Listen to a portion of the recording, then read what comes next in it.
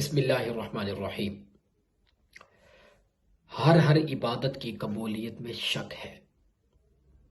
ہم نماز پڑھتے ہیں، اس کی قبولیت میں شک۔ ہم روزہ رکھتے ہیں، اس کی قبولیت میں شک۔ ہم حج کرتے ہیں، اس کی قبولیت میں شک۔ ہم زکوٰۃ دیتے ہیں، اس کی قبولیت میں شک۔ صدقہ دیتے ہیں، خیرات دیتے ہیں، کوئی نیک کام کر لیں، قبولیت میں شک ہے۔ لیکن ایک ایسی عبادت ہے جس کی قبولیت میں شک ہو ہی نہیں سکتا۔ وہ کون سی عبادت ہے؟ وہ کیسی انوکھی عبادت ہے جب وہ انسان اپنے ان افعال سے کرتا ہے یا اس زبان سے ادا کرتا ہے فوراً قبول ہو جاتی۔ وہ کون سی عبادت ہے؟ وہ درود پاک کی عبادت ہے۔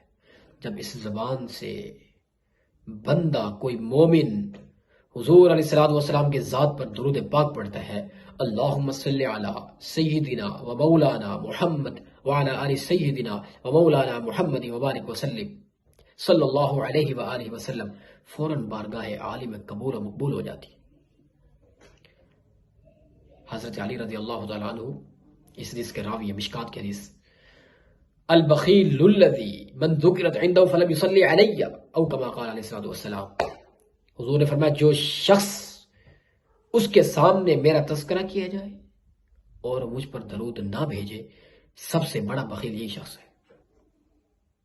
حضور کی ذات پر درود نہیں بھیج رہا۔ اتنے احسانات، اتنے احسانات۔